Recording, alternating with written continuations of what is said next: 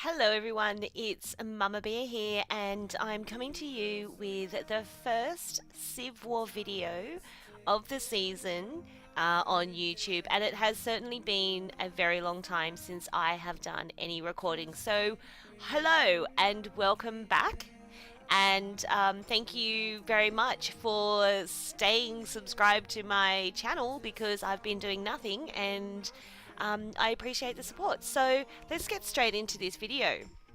So welcome to CivWar.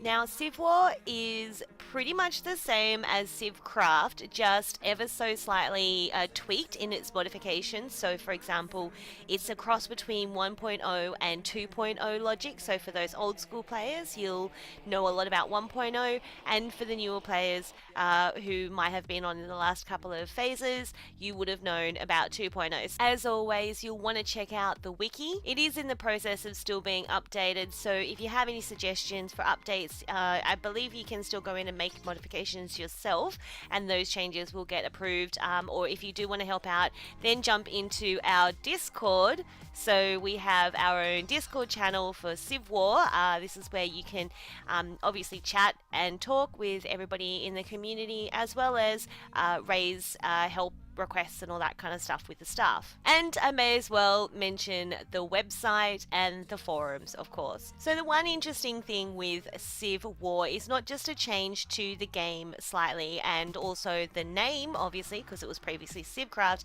but it's also the location. So we are now stored, I guess, hosted is probably a better word, hosted on the Shopbo servers, so you can join in at play.shopbo.net, and I think there's another URL, I'm not quite sure what it is off the top of my head, but anyway, that's where you go to join us. So we are now part of the Shopbo community.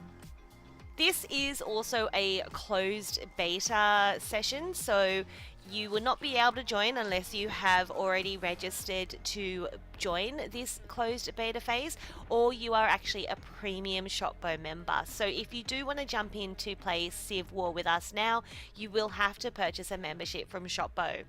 So enough formalities, let's get into what this video is all about, which is essentially introducing you to our extremely messy capital building. So I am the town of, well, actually I am the Civ of Trench. I am also with Wasabi Face, of course. We are the Civilization of Trench in the town of Lookout, and you can see that on the right hand side, and that is basically because in this game the death message is so and so forgot there was a trench, and so therefore we thought it would be funny that we would be the name of Trench, and so therefore we are Trench. So the one thing with 1.5, I guess you could call it, is that you do have to protect your stuff. So we have put some trees inside the cap, also because we're lazy and we can't be bothered going out. Because the other thing is that trenches are a thing in this version. So basically you will have to mine a trench around your capital building and your wonders and all that kind of stuff, because that is definitely best for your protection.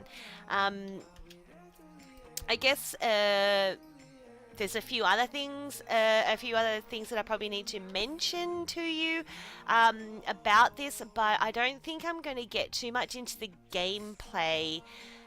Basically because I don't know a lot about this version, so it's very 1.0 focused, and as I've mentioned, you know, I'm not that good with 1.0. I'm a 2.0 person. I prefer 2.0s. But anyway, so we, Wasabi and I, it is just us, so we are just mining a trench around our cat for protection.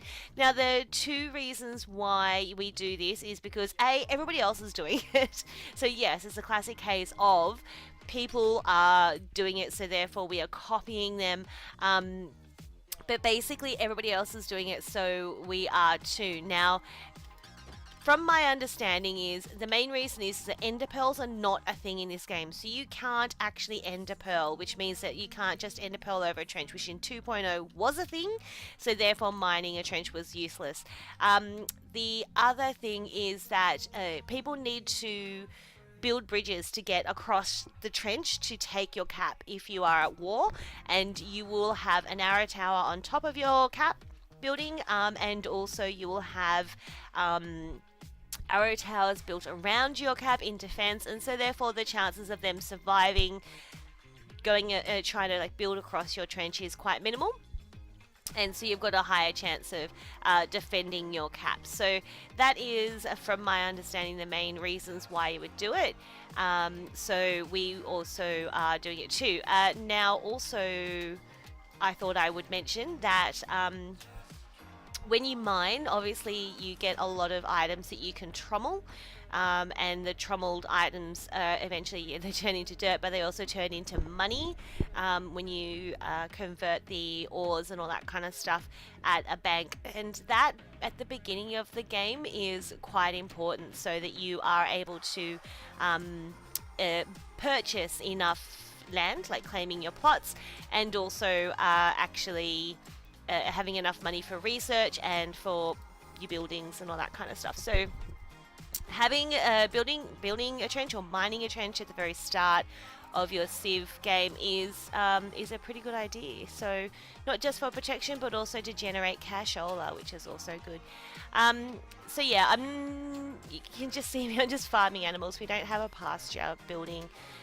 So I thought while I was just talking to you, I could take this opportunity to cut down a few animals, and just, yeah, I need some food, as well as I definitely need mutton, because we don't have a pasture, so I don't have any mutton to feed our altar or temple, I think it is.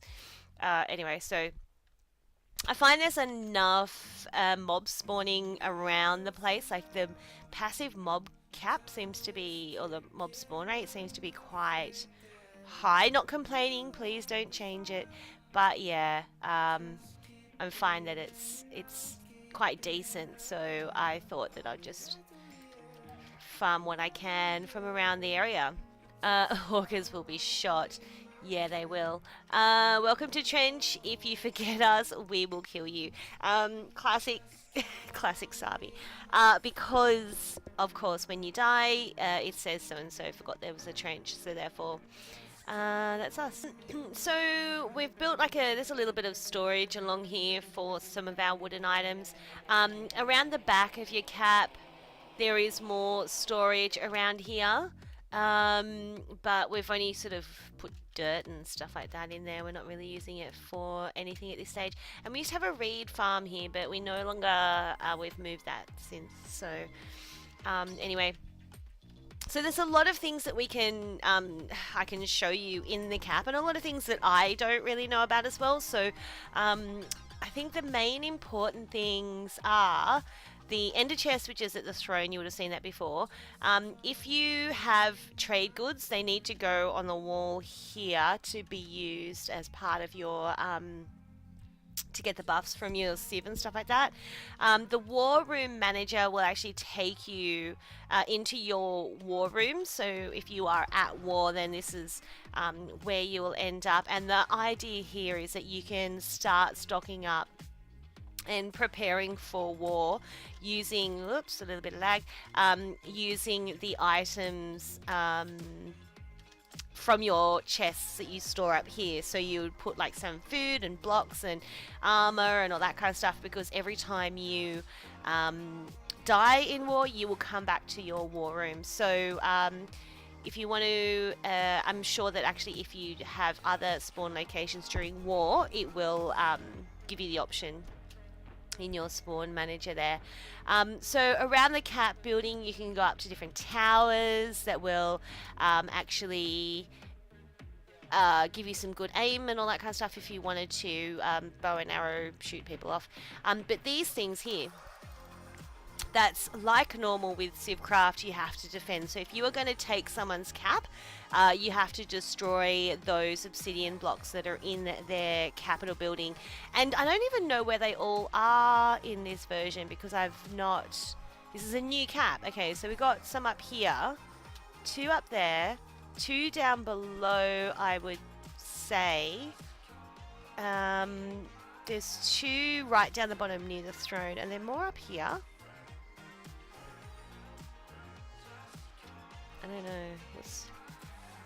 How far up does this go? This is where Mumma's bedroom is, all the way up the top. No. No.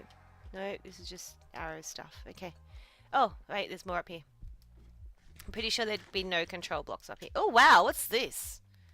Is this like the old... I think this is the old war room. Is this just extra storage? Huh. Look at that. I didn't even know that existed. Can't use anvils, unfortunately, so you can't rename items. You can't rename any items. So if you are at war, stock up your war room and defend your control post thingies. Control blocks, these things. You got to protect those. The obsidian, that's what they will break. I guess something else I could point out is the research bar. It's actually the one thing about 1.0 that I really liked, is that when you were in the progress of researching items, it wasn't instantaneous. I didn't like that part of it, but I do like the fact that you can see your progress along there. And then there's signs here as well, just up there, that tell you what you're researching. So that is pretty cool. Now I've shown you the cap, the fact that we are building a trench, so, you know, pretty much trenching 24/7 when we're online. Being the weekend at the moment, I have been able to dedicate a fair amount of time to trenching, which means that I've got another 2 chunks down, thank goodness. But being that it's just us 2 trenching, it is taking a while, unfortunately. It's not like the biggest civs that have like 5 people trenching all at the same time. The other thing that I can show you is our storage, which is obviously not up here in our cap. So, you know, Wasabi likes to get creative with his admin buildings, so let's go there now. So welcome to our storage. We have obviously a lot of chests and a lot of storage here that we're putting all our items in, and basically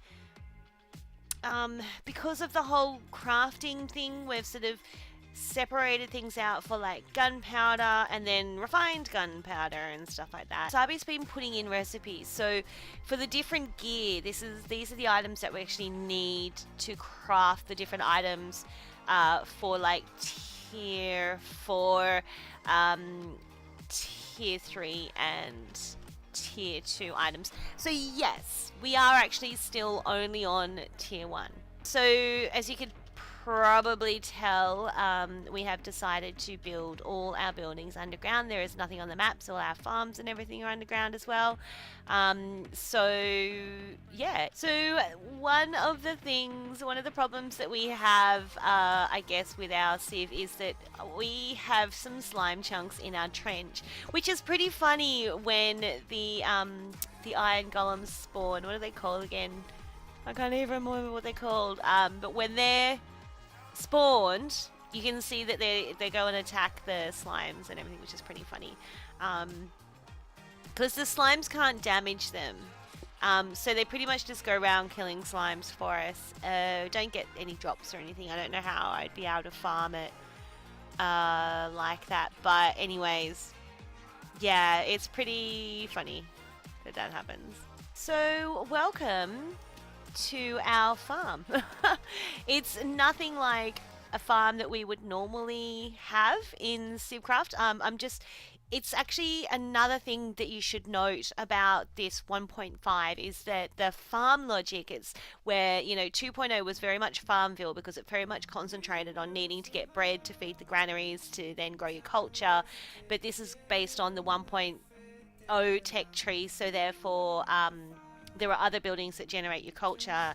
The granaries are mainly just there to to provide the food and store the food for the cottages and stuff like that. So until you have cottages, you don't really need a farm, but we still have one because we don't have a pasture and we don't have a store, so we don't have any other source of food, so we're living off potatoes at this stage and any other animals that we can get our hands on. So just this one farm is sufficient at the moment for us when we can be bothered to harvest it. I mean, to be honest, it's just a way of keeping us occupied.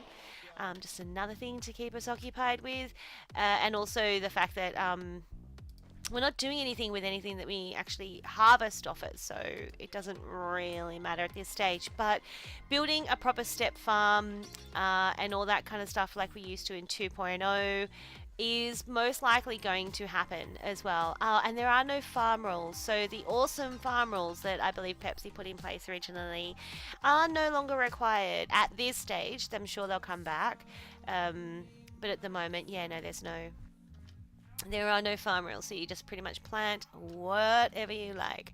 And being that it's 1.9 as well, the farm crops don't get trampled and the farm plots don't get trampled as well, which is really good, because I'll tell you what, it's the one thing I definitely hate about 1.0. I think is it 1.10, I should say, that they brought that feature into Minecraft. I can't remember. But anyway, yeah, it was super, super annoying. Hated it. But they improved it for 1.12. It's not nearly as bad. But anyway, I digress. So if you build a farm, actually the one thing that you will need a farm plot for is to grow other things too. So pumpkins will only grow on a farm plot, as will netherwort. So if you get your hands on some netherwort, you have to build them on a farm plot. Other things like sugarcane and melons, I think beetroot's one of the things that they don't actually require a farm plot. Whether they will later on, I'm not sure, but at this stage, you don't need a farm plot to grow them items, those items. So we have, like I mentioned, we're not using this for anything really major. So down the bottom, this is our giant pumpkin and netherwort farm. Yes, it's massive, as you can tell. We don't really have a need for we don't really have a need for pumpkins at this stage, so that's sufficient for us. And the same with the netherworts. We're going to need lots of netherworts, I believe, but we haven't done anything with that yet. And the other interesting thing to note as well is that pistons will only work on farm plots too. So where you had the piston release mechanisms for the harvesting, for auto harvesting, yeah, that will only work on farm plots. So you will sacrifice some of your I guess some of your farm plots for piston space, but you could do something tricky and probably build the pistons above the farm or something like that. I don't know. Anyway, so that's our glorious farm. It's amazing. There was like a dungeon thing here, which I thought was pretty awesome. But obviously like spawns. There was like spawners and stuff, but spawners don't work here. So that was pretty much it. Oh yeah, our library is back here too. We've crammed everything in pretty tight, just to sort of save on real estate, and our blacksmith as well, which is really, really handy at this early stage for us. I mean, I say early, like a lot of other civs have progressed a lot further than us, obviously. But having the blacksmith means that I went off and I used somebody else's library and I managed to enchant some, yes, we're still on tier 1, some looting enchantments, as well as some efficiency 4 tools, because we didn't have those and we couldn't afford to research those techs or to do the upgrades in the library. So having the soldier to be able to repair our items has been the best. So one of the other buildings that will help you with your culture is an altar, but it does mean that you have to field it. You'll have to feed it with mutton. So you need to put mutton into the chest there for the thing to work. For the altar, sorry, not the altar, the temple to generate some culture for you. And it is a very tall building. It, even though we've built it underground, it is still opened up to the world, so we will have to cover that up at some point too. What else do we have back here? We've got a school. This is our what's this one? This is our altar. This is our altar. We've got a school. No, our altar's over there. This is a monument. I don't know what these things are called, but these buildings are like the first ones that you should get, from my understanding. I I didn't get them first. I bought a farm and a trommel first, and everyone like laughed at me. But basically, to grow culture and all that kind of stuff, you need the temple, the monument, and the altar buildings relatively early on. And I built a school not so long ago over there, and that is helping us with beaker generation. So yeah, that's what I would probably recommend you doing to start with, is getting a monument and an altar, and then when you have the chance to be able to fill it with mutton, get a temple, and then get the rest of the other buildings. But again, it's up to you. Whatever, it depends on what your goal is, I guess. If it's just to start afresh, do whatever. It doesn't matter what order you build things in. It's you'll figure out which is the most efficient and what you prefer to do. So here we are, mining in our trench. I do reckon that the efficiency speeds are a little bit faster than normal. Like I do feel that this is a little bit faster than normal efficiency for. I'm not sure. Not appreciating. Sorry, not having a go at it or anything, but just thought I'd notice. I'd point that out. Do I have... Oh, those ladders didn't place very well. Oh well. So what's happened? It has been 2 weeks since this server has come online. It has been 2 weeks. This phase has been running for 2 weeks, and there are a few things that have happened. So obviously we've started, and also we had our first war today too, which is quite cool. So Zion kicked butt today. They puppeted 2 towns. So if we do see, you can see here that Zion has the most points at the moment. They've got one wonder, and they're building another one. Apocalypse is not that far behind. Well, actually, they're a good million points behind. Is that a million? Yeah, it is too. So yeah, so they're quite far ahead actually. And then the internet not that far behind them. And I don't even know how to pronounce that. Escalati. Anyway, I don't know. These guys come up with the weirdest names for their civs. Animus Sanctum, I believe, is like a reference to one of the other games on the Shoppo server, and Death Heaven, obviously, as well. Greece, Genesis, TBC, Log Inc. And what are we at? Let's just do... we're at 160650, so we are well and truly not in the top 10. So usually Wasabi and I, given that we are 2.0 players, usually in 2.0 we're at least in the top 10 very early on. We understand the game logic, how to get the most points early on, what's important to, have early game techs and stuff like that. In this 1.5 logic, we don't know what's best. We haven't played a lot of 1.0, so therefore we just do whatever we want, which means that we're not near the top, but that's completely fine because we are not worried about that at this stage. We are just trying to survive. This is essentially our derp civ. I think it's like when we first started playing CivCraft back in the day. And our civ, I mean, I've said it before in other videos, like the first time we jumped on the server, we jumped on very late in the phase. I think the phase is pretty much almost over. I'm pretty sure like the last war and stuff like that had occurred. Well, somebody had claimed victory. And basically we built a town hall and sort of started to learn the basics, and then it got reset. The map got reset. But that's what happens. You just learn, and then you take what you learned from the previous phases into the next, and you move on. So there is a bit of lag. Wow, that's a lot of lag, actually. But there is a bit of lag. On the servers in general. We've sort of been dropping off a bit on the Shoppo server, but, nothing that's too damaging. And obviously... our connection in Australia is fairly average as well. So yeah, so that's pretty much where we are standing at this stage. We're trying to get our trench finished. We've got just under halfway to go.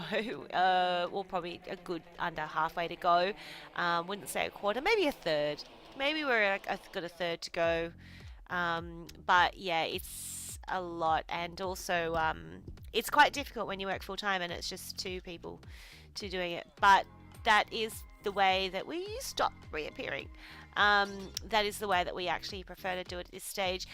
Just don't have the time to train newbies right now, given that we're not on that often either. I mean, obviously always willing to help, but we're just not on as often as we should be to be able to help people out. So yeah, there's no point taking on anyone in our civ because we're not going to be around, so everyone will just be like, what's the point? You know, we're not being that helpful. And also we're not playing to win at all. Like, we're just playing because we can, for the love of it. So we're not too concerned if we are not in the top 10.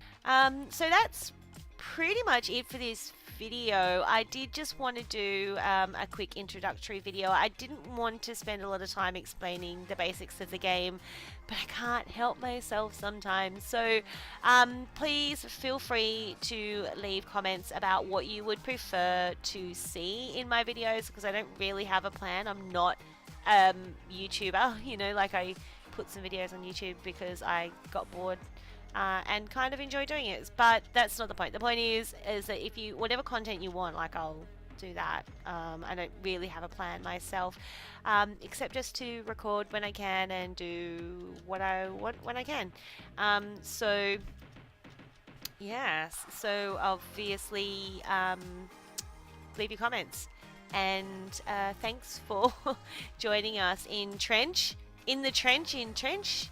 So that's a farewell from the trench in Trench, I guess, and I will see you all online.